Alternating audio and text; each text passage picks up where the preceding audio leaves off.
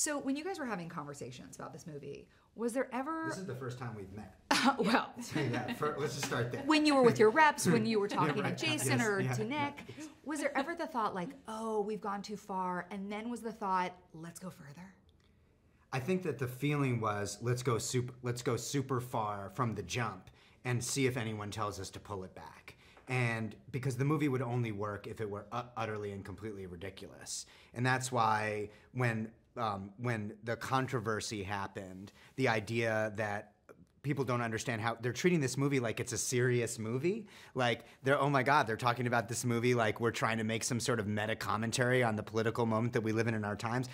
Don't they realize that this movie is silly? And so for us, we designed the movie to be incredibly over the top from the very beginning. You know, 5 minutes into the movie, it's very clear when someone gets killed by a high heel shoe that we are not, you know, we are not trying to make any commentary on violence in the world. Betty, I was told that there was never a question that anybody could play this part except you. That's really nice. It is true. Yeah, I had worked with Craig Zobel like 5 years ago doing an episode of TV. And when he called me saying, I want you to be the lead in this movie, and I read the script, I was like, oh, poor Craig. He's confused about how actor math works. They don't let the rat-faced people of television star in studio movies. I mean, without even being self-deprecating, that's just how it kind of works. And when he called me, I was playing the drunk mom in a dog sequel in Winnipeg, miming kicking beagles in the face for health insurance and rent. And I was honored to do that. But that has been most of my life as an actor. You were honored to kick dogs? To mime kicking dogs. Yes, mime I was kicking the villain. I understand. It's was called the hero. acting, Right. Damon. Okay. Acting. Absolutely. I And do it's a the lot sequel. of pushing the envelope. Right, content. I understand. Yeah, Okay. It's my first rodeo, Lindelof. Good to know, yeah, absolutely. But I read the script and just my heart sort of sank because I was like, oh no, I have to play this part and it's probably not going to happen. Just because I had a healthy sense of realism about how the business works. And then I made a weird tape in my hotel room with my own recorded voice doing the other lines, and yeah, somehow got the part. It's insane. Not just got the part, you get to have this incredible sequence with Hilary Swank, who snaps into this part like a damn Slim Jim. She's just like, oh, oh, yes, oh. Totally. Can you tell a little bit about that sequence? Yeah, I mean, that was the last thing we shot, and it was sort of the grand finale of dreams coming true for me. Because you destroyed the set in the process. Yeah, we built a kitchen to destroy a kitchen.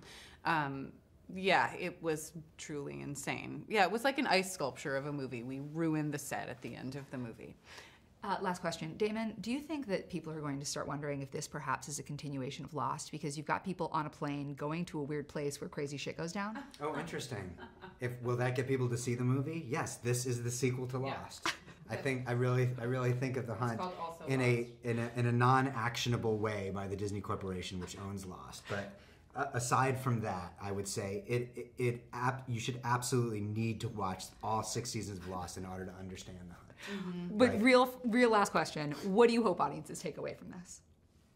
I think that the movie has been unfortunately misconstrued as this very intense, serious sort of meditation on this moment in time. And while all movies should be reflective of the time in which they're made, I just hope that people are like, I had a lot of fun watching that movie. The last thing that I expected when I went and saw The Hunt was to laugh and to really enjoy myself.